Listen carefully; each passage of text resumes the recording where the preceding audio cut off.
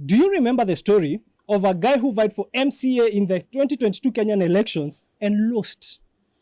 Then he went online and bashed the supporters of that area for not voting for him after eating all his money. He said he spent around 1 million Kenyan shillings. And on social media, he was winning. But on ground, things were different.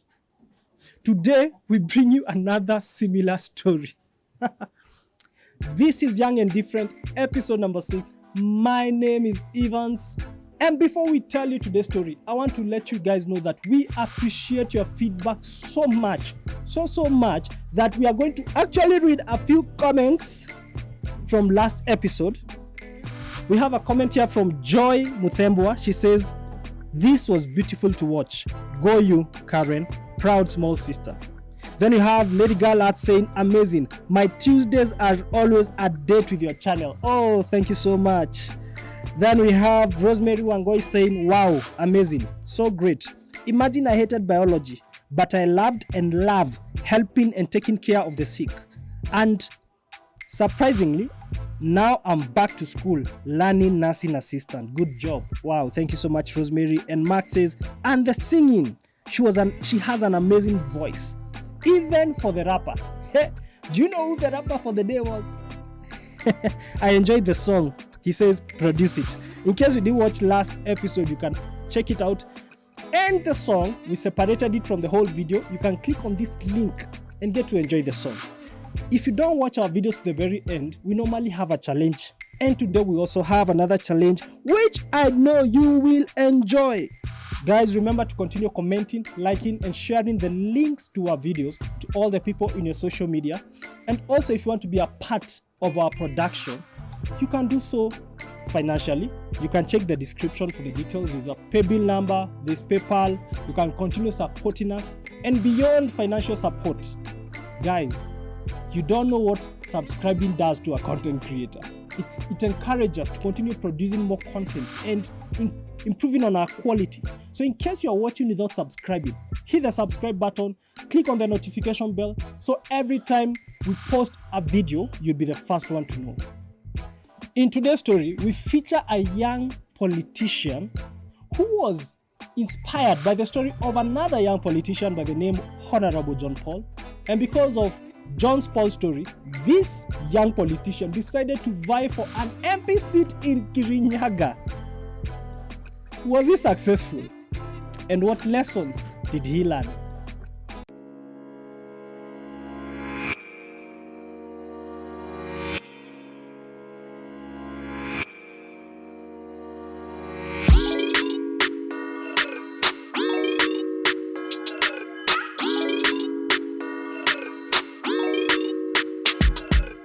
My name is Finney Wang'ombe Maina.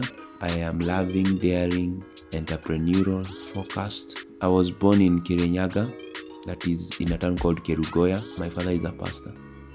So I would describe my childhood as more of compassionate, based on my Christian background and Christian upbringing. Entrepreneurial. Can recollect I would save money, buy things since I was in a boarding day primary school and go and sell to the other kids. I wanted to be a doctor when I grew up. I went and studied electrical engineering, but along campus I became passionate about leadership. So I'm now into politics and youth leadership. No guts, no glory. If you don't dare do what you should do, you should not expect to stand out from the rest.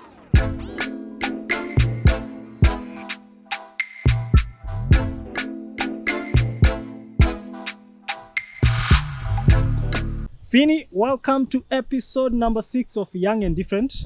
Thank you so much. We are so grateful to have you. Thank you, sir. How is Kerugoya? I can see guys, there is so much noise here. Huku kwenye kuna kelele. Unajua sasa tuko serikali ya hustler, so people are working hard. Bana, bottom up, pesa mfukoni. Kazi ni kazi. See, you have already started campaign before you even start this. Before you even start sharing your story. So ushaanza ku campaign. It's okay. Yes. You see now, guys, now you can understand. We are dealing with a politician. Yes. Every time is election time, No, as in, unajua sasa hiyo ndio kitu iko kwa roho. So it's just coming out. Unatafuta tu kitu yenye watu watasaidika nayo. Okay. So basically, out of the abundance of the heart, The mouth speaks. the mouth speaks. Okay. Yeah. So we want. I'm glad to have you today. Thank you. It's an honor to have you today, Thank you. and I know your story will be an inspiration Yeah. to young people out there.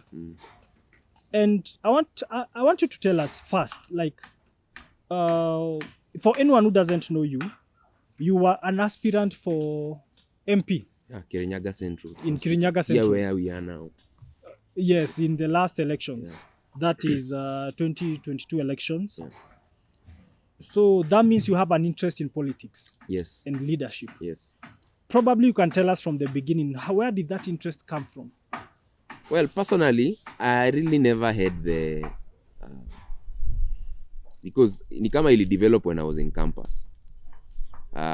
Sikuwa na ile, I didn't really have the kind of intention of really vying.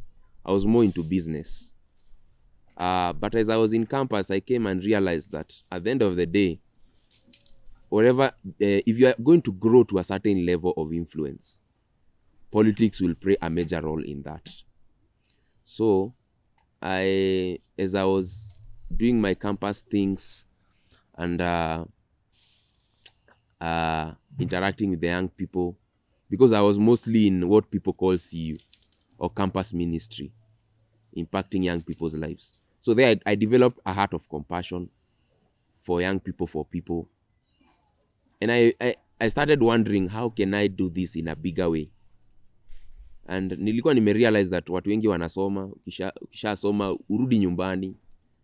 Sasa hata masomo yako haisaidii watu. So nikakuja nikaona ninaweza taka kurudi. Zile vitu nimejua huko, nikuje nifanye huku. Yeah, so basically that was like the major, but there is a story, but tukiendelea tu I would like to hear the story. I think that's why we are here actually. So majorly sitakwambia kama watu wengine like of course nilikuwa nataka kusaidia watu na nimesema hivyo, but mine has a spiritual edge towards it, which not many politicians will really like, but I felt inspired juu ule wa Meru nilisikia akisema hivyo. Ule kijana aliingia na miaka 23, ule anaitwa John Paul Mwirigi. So he had the same experience like I had. So hapo ndio niliona yenyewe this thing is possible, because yeye anasema nikimsikiza, because before nianze hii kitu I did some thorough research because I'm a Christian. Na unajua like there is this dogma that Christians should not be really involved in politics. Politics is a dirty game. So nikaona, I was like, so nikasema acha niende nitafute watu wenye wamefanya kenye nataka kufanya na wako kama mimi, ndio nijue story yao. So nikasikia the same experience he had, ndio nilikuwa nayo. Maybe you can just tell us your experience. I think it was in 2018. I had a dream, and in the dream, the Lord Jesus gave me several instructions based on what I was to do over a period of a certain number of years. Let me first clarify for the audience. My biggest passion, sana pesa si mbaya, ni mzuri juu inafanyanga vitu ziendelee. But wale watu nina idolize ni wale watu wamejitolea maisha yao ndio wasaidia watu wengine. So najipatanga mara mingi nasoma biographies kama za Reinhard Bonke, Oro Roberts. So I really admire these people. Unajua Bible inatuambia follow them through faith who have obtained precious promises, right? So nilikuwa nataka kufuata, na nilikuja kurealize wale watu wenye wametumia imani kufanya vitu wanaachianga wengine njia, and they leave a footprint in the sand. How others people can follow? Kuna haja gani ukuwe mwanasiasa kama hakuna mtu atawahi jua ulifanya nini na afanye kenye wewe ulifanya? So nikaenda nikatafuta vitabu zao, nikaanza kusoma. So kidogo kidogo hiyo kitu ikaanza kuniingia.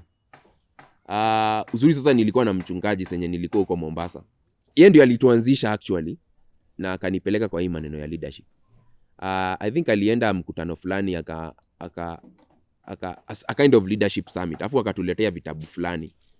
Moja I think ilikuwa John Maxwell, 21 Irrefutable Laws of Leadership. Na ingine ilikuwa inaitwa 21. I think sisi ilikuwa the laws of teamwork. So after kuniingiza hivi, so hii ni God alikuwa anani prepare for what I was to do. Number 2, through so I was in the visitation part. So God told me there are some things I cannot really say because they are very sacred to me, but he gave me a clear path on what I should do. But sikuwa najua ni politics. It was a bit vague because I saw myself, I knew what I saw, I knew I was to do something at a certain time, and when that time had come, I would know what to do. But first, I had to serve because sasa I was also passionate about young people, and na nilikuwa ninajua the only solution for young people is the gospel. So akaniambia si kwa hiyo ingine, akaniambia that I was to serve in the capacity of what the people call the CU chairman for a period.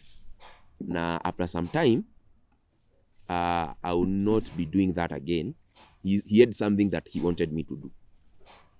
So initially this was not the kind of person I was, because mimi nilikuwa mtu mwenye anapenda sana unaona wale watu self-made, because I was very good in business. I was very prolific in business.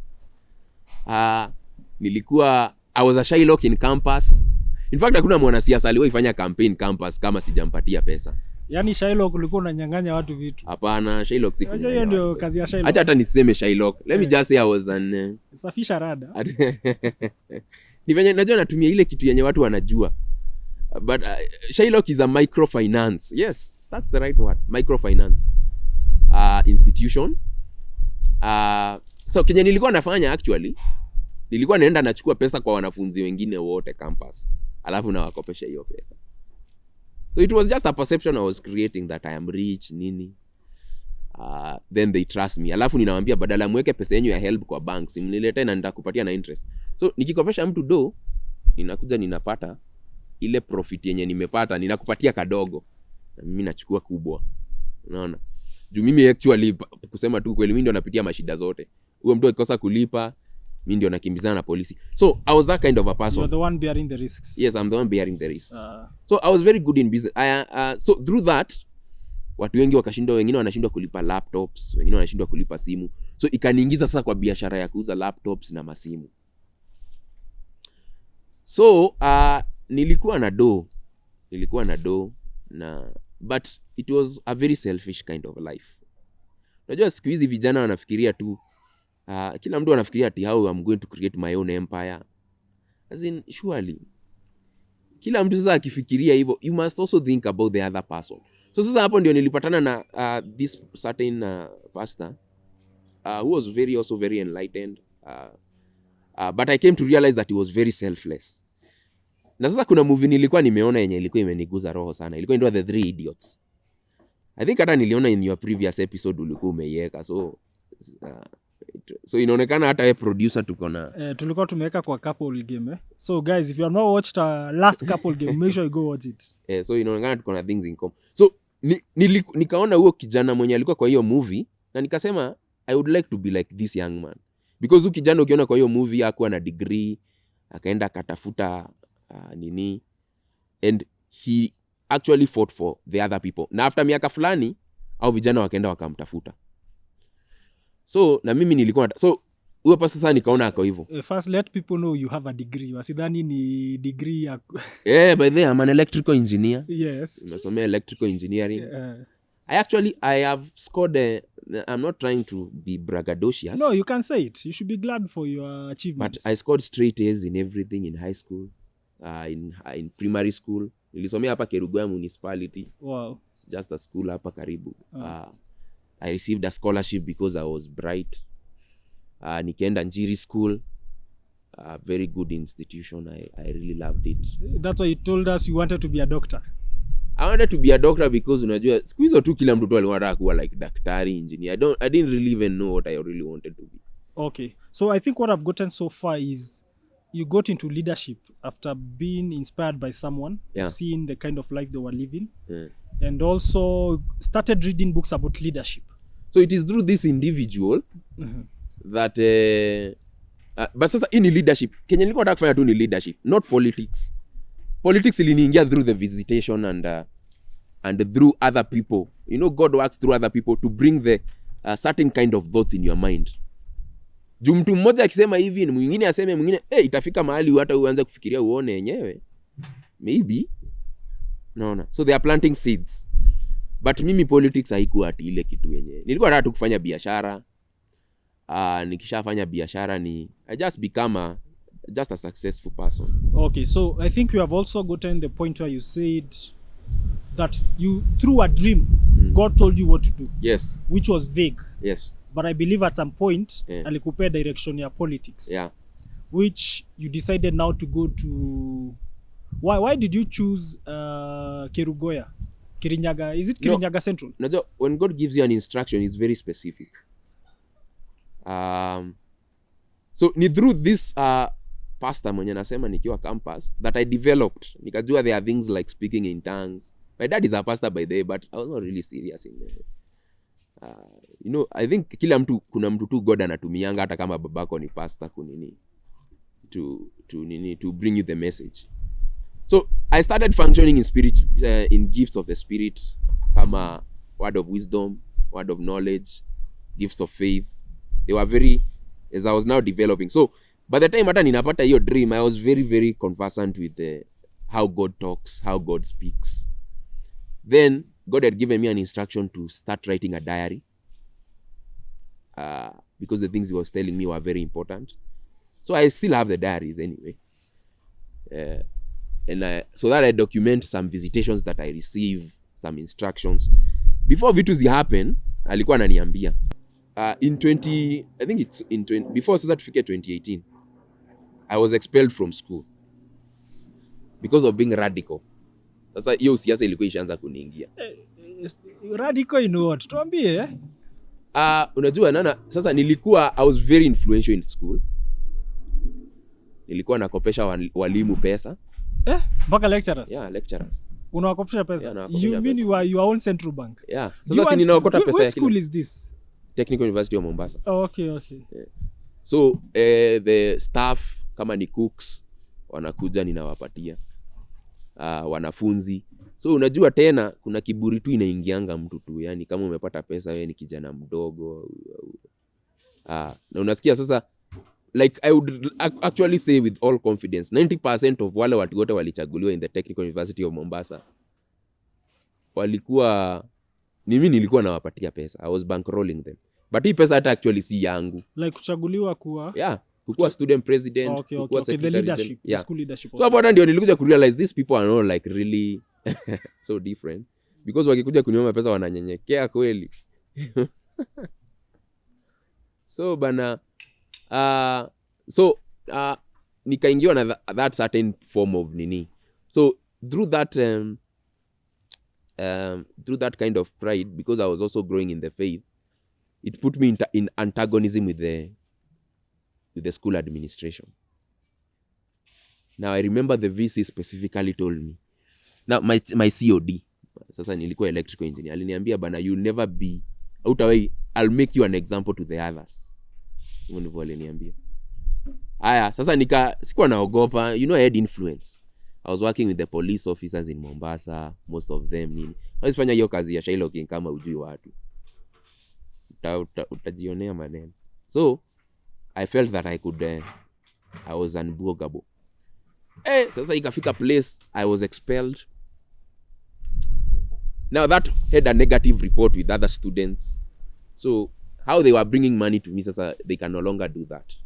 Then the school made sure that they will use the security officers to cut my influence and my access to the institution, which was my major hub of income. So at some point I couldn't even access the school. So now where you are like your central point of operation, sasa the money I used to work with sasa started dwindling. Now this is before the visitation actually. Then the VC told me that you never set foot in this institution again. Unajua bana, VC ni nani? Ananiambia hivyo mbele ya dean of kila dean. So kuniambia hivyo sasa nikashangaa sasa nitafanya nini? I tried using all the influence that I had at that point, lakini hakuna yote ingefanya kazi. So hapo sasa ndio nilijua kweli Mungu bana, there are bigger things than money. Because acha tuseme masomo is a very precious thing. After VC kuniambia starudi, God works in his own ways. Kwa hiyo panel nika apply to the council. Na something just happened. They actually walishindwa kunini the booklets they used for the previous when we were in Mombasa Polytechnic University College. They confused booklets for the student handbook. Okay. Hawakutumia yenye ilikuwa na ile rule ya kuexpel mtu. So they used, I don't know what really happened, but it was miraculous and I went back to school. Oh, okay. So you were able to go back? Yeah. Okay. So hapo ndio sasa I really now my passion for doing things God's way iliniingia kabisa. So going back to the visitation, because that's where the bone of the matter is. So nikaendelea tu. Now in 2020 in COVID time, God spoke to me again. Akaniambia now, I think your time people are really suffering. So he told me to start a foundation, bring young people, we go visiting poor people who are not really having food. Hiyo time hata nilikuwa hiyo kitu imeshanitoka. Unajua sikuwa nafikiria naweza nifanya yani, as in I was wondering how. Kukaa akaniambia tena nitengeneze sabuni na detergent. Unajua unaenanga tu unanunua materials unazichanganya. Na nianze kupelekea watu kwa bodaboda. So it was like preparing me for the interact na watu and everything, because I've been so away from school, campus, high school. So you need to create that bond. Oh, back now in Kerugoya. Yeah, in Kerugoya. Oh, okay. Personally sikuwa unajua most graduates hawataka kurudi mashinani. Kusema tu kweli. You feel there are more opportunities in Nairobi. So ndio nirudi huko lazima tu ilikuwa tu ni Mungu.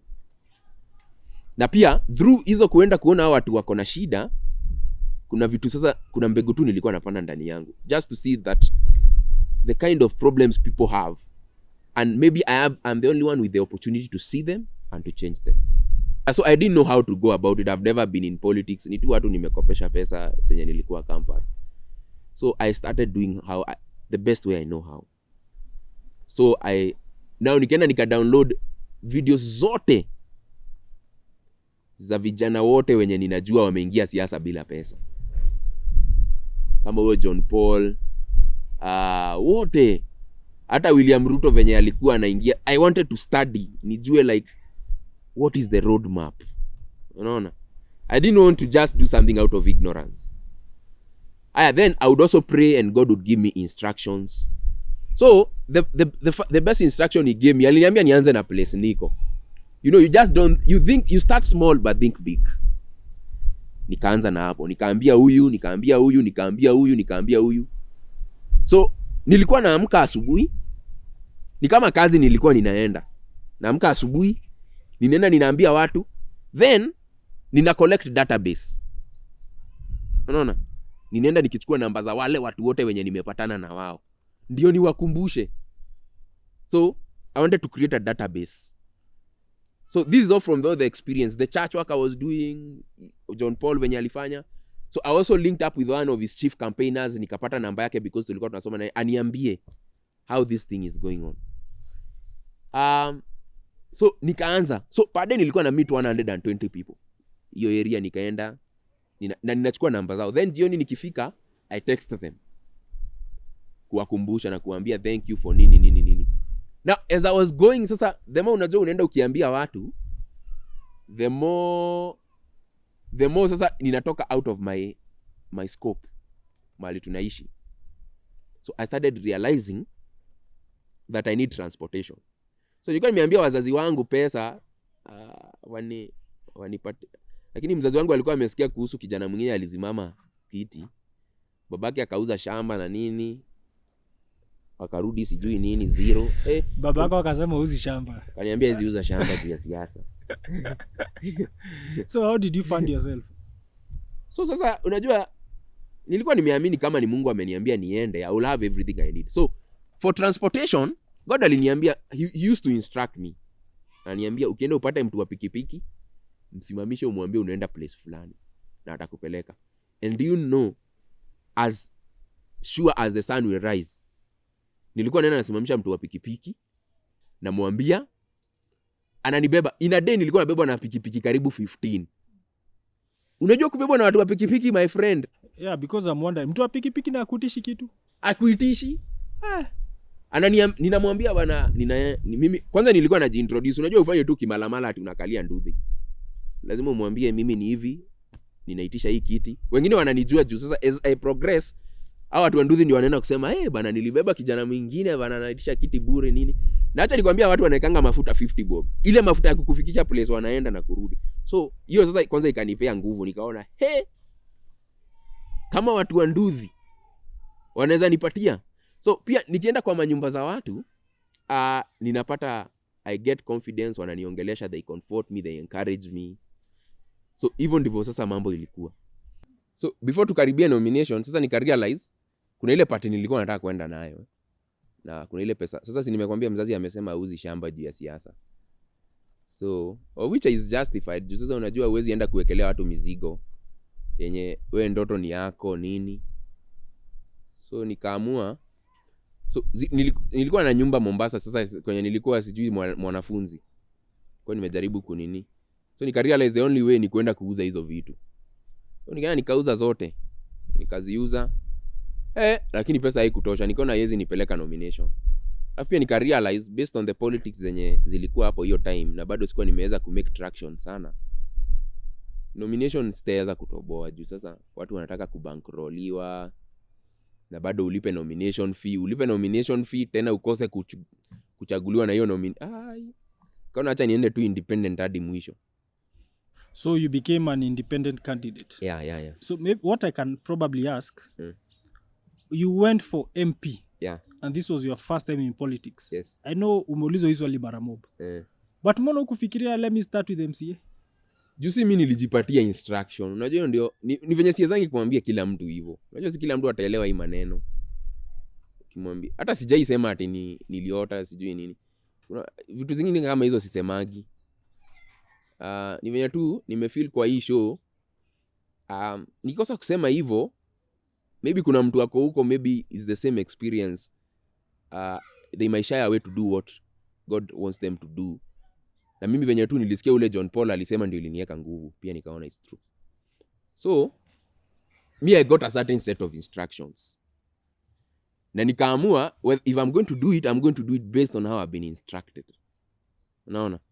But kama ni mimi ningejiambia by the way, acha tu nikuambie ukweli, ningeenda MCA. It's less tiresome. Unaona? It's less tiresome. It's most likely mtu kuwin. But once you have been in fellowship with the Lord, you come to realize your life is not your own. As in, you just don't like ati. Unaamka asubuhi and you make your own decisions. Unaamua, I'll do this. Especially kwanza such a destiny altering decision. So I had enough wisdom to understand that if it tells you to do this, do it.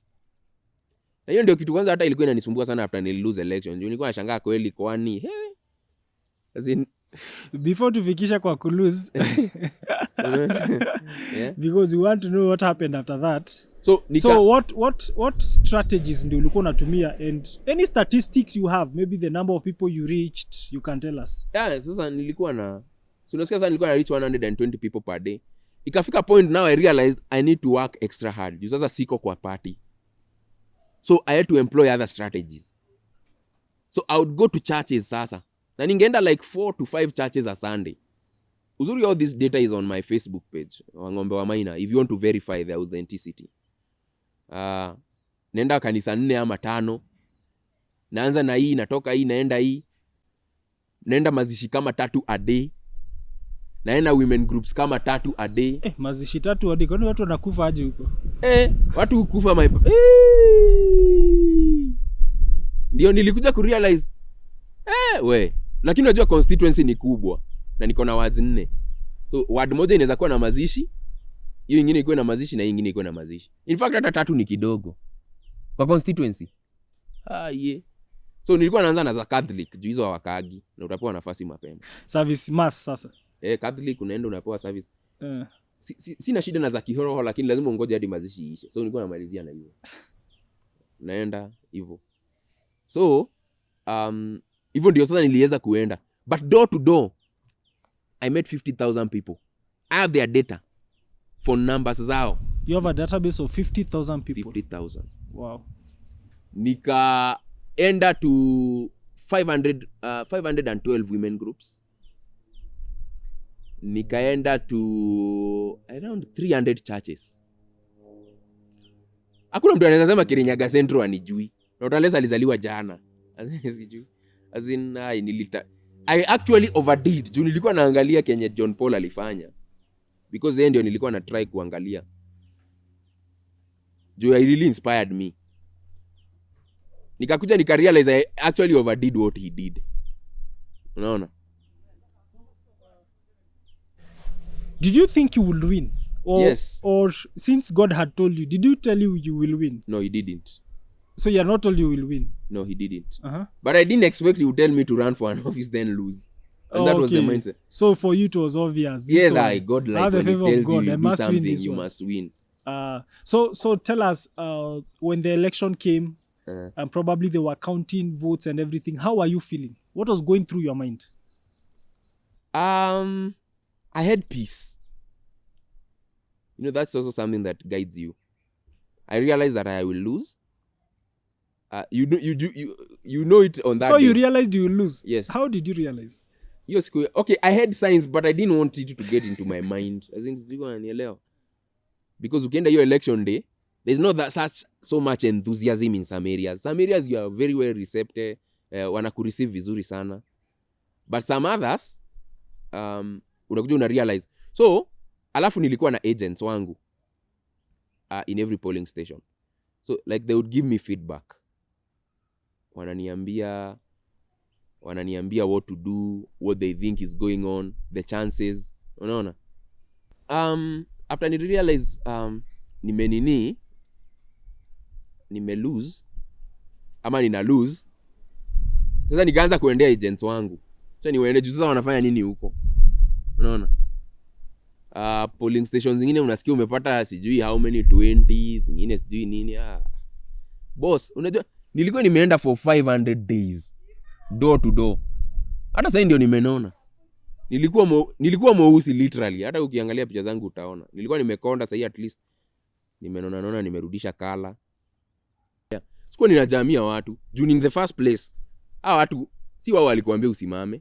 Wewe ndio ulijitoa mahali utajitoa ukaenda ukaitisha So I had so after election iliisha nikatokea number 3, which is quite a good number.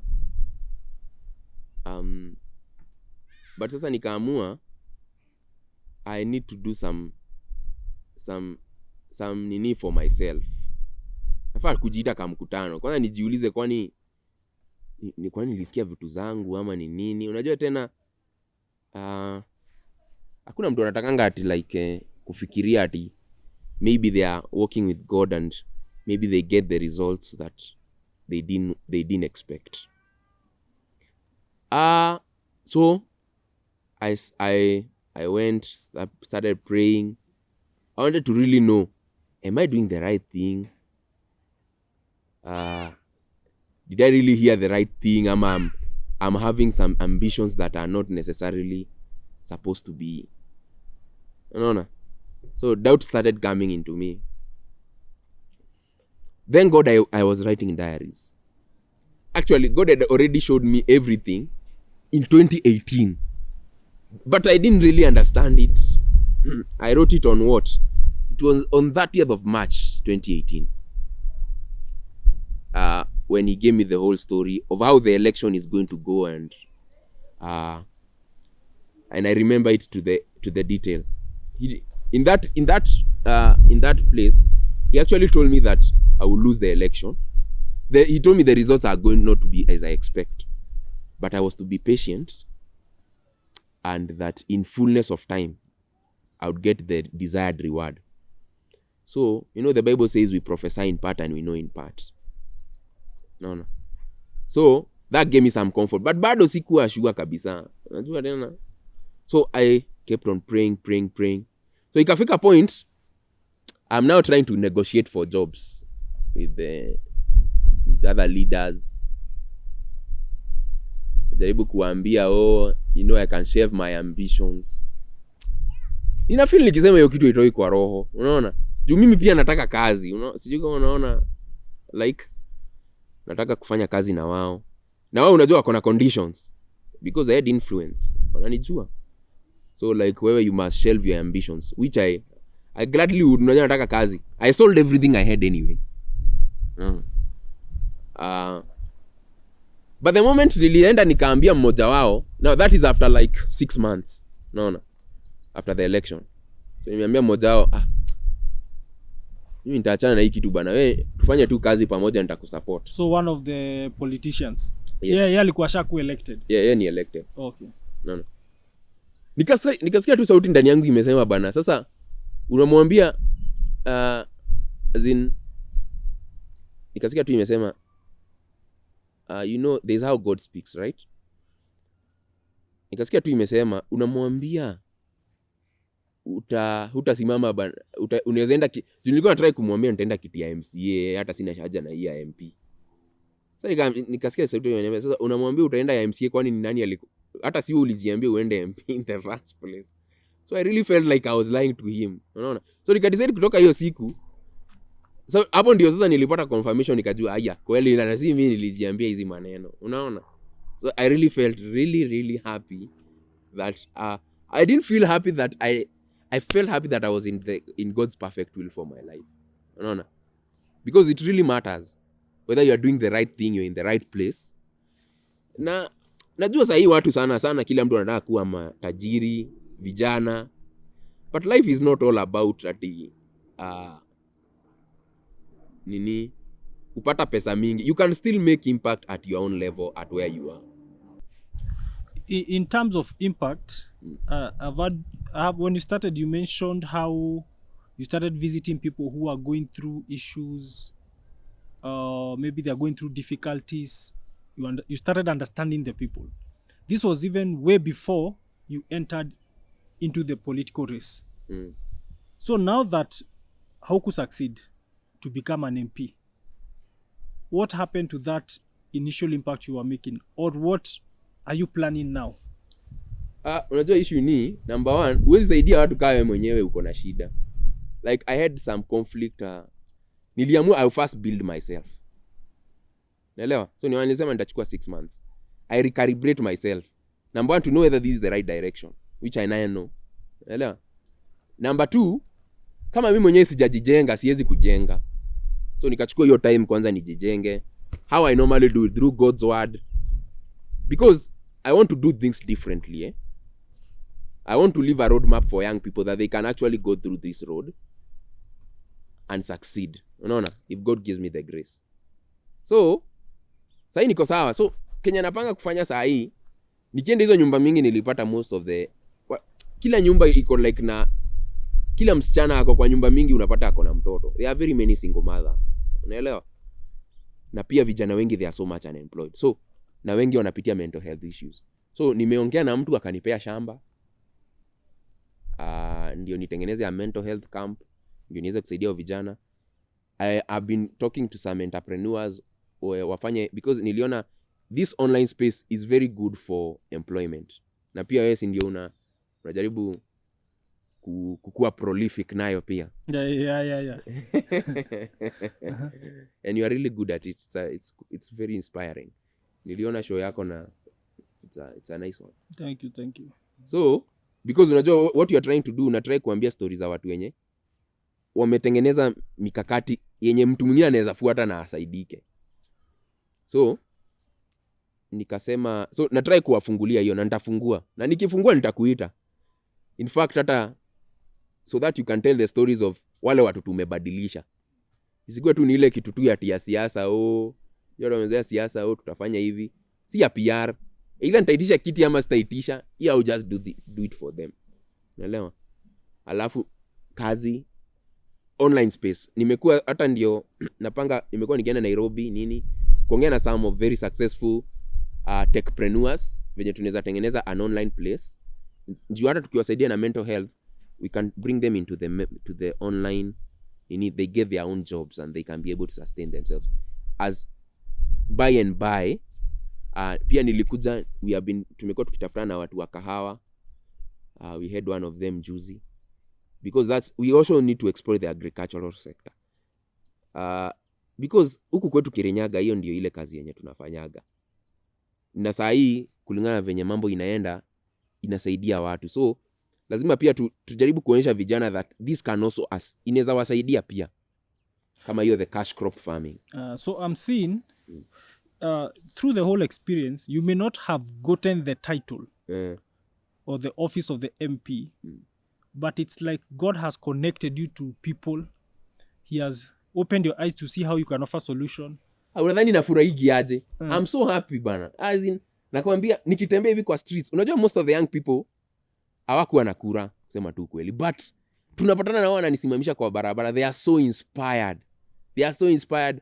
Unapata mtoto anatoshana hivi anajua Wangombe. Juu tulikuwa tunazunguka na tuk-tuk. Sikuwa na pesa ya nini. So nilienda nikapewa tuk-tuk na mtu. Alafu my dad ni pastor akanipatia speakers. So it was very profound and very creative. So iliingia kwa akili za watu. By the way, what did your parents say after you lost? Was he glad he never sold his shamba? Of course, but mostly walikuwa naogopa that maybe based on the investment nilikuwa nimemake, I would go on a downward path. Because mara mingi nilikuwa tu nimejifungia kwa nyumba. Ninajifungia, I just want to be alone. Nastaki tu mambo mingi. Because I wanted me time. Na ndio nilielewa mbona Steve Jobs at times alipotea tu akaenda kukaa tu. Sijui alienda India ama kwanza tu reflect. Ndio ajue. I think young people should understand there is always a path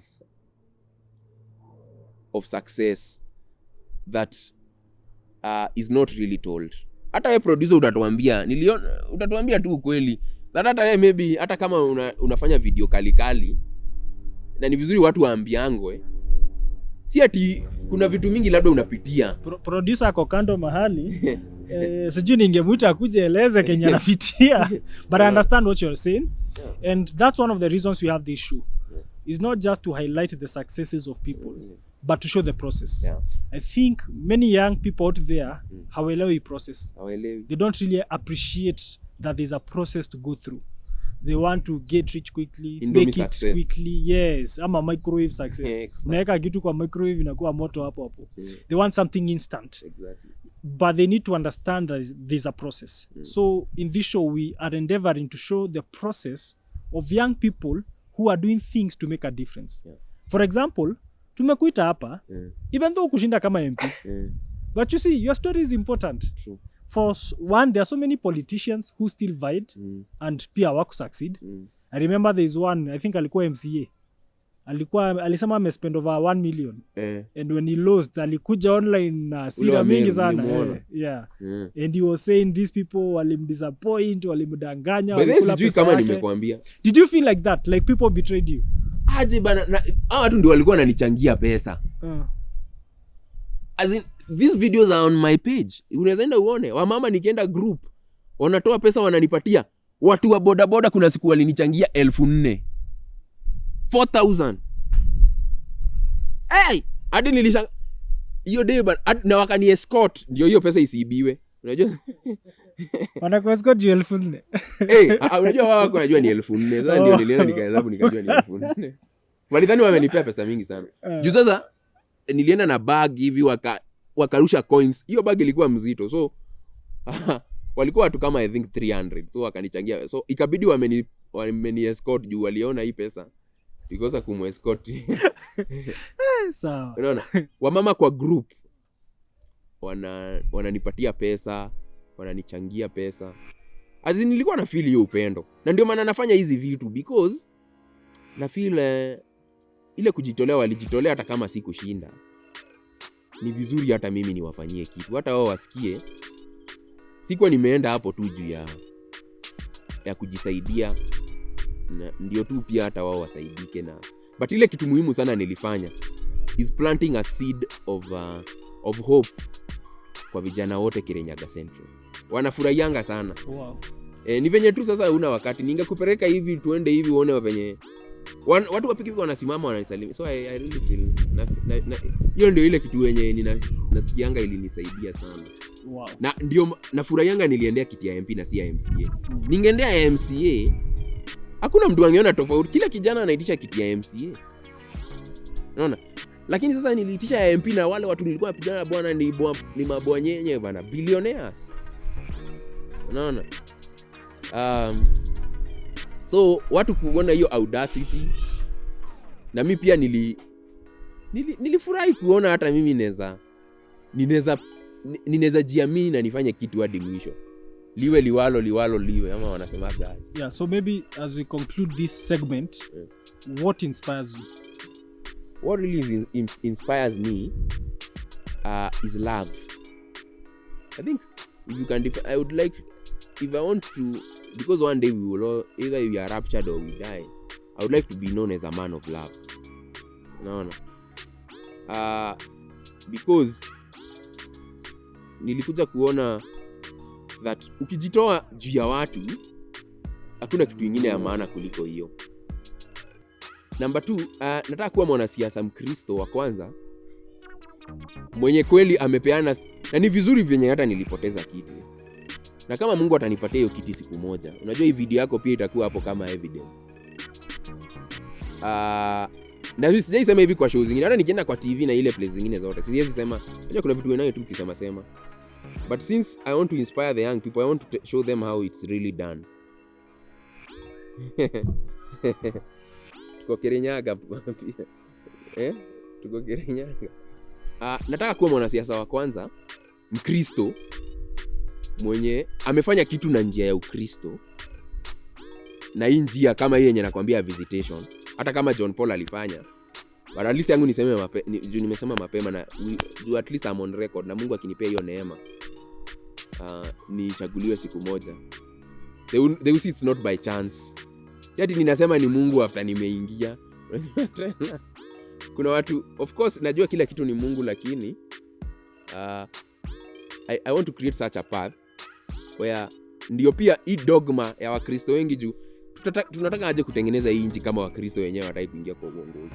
Tuseme tu kweli. So nataka Mungu anisaidie na anipatie neema na uwezo niingie hapo, na nikiingia hapo nikae na njia ya Ukristo. Si ati ninaiba pesa ya watu ama nini. I think a life of dignity, right?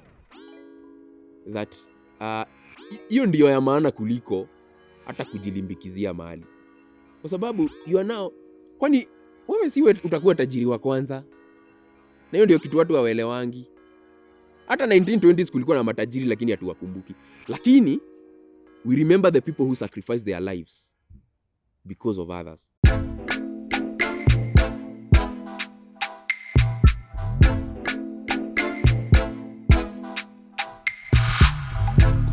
Hello guys, hope you've been inspired by that segment. One of my take home is always believe in the process.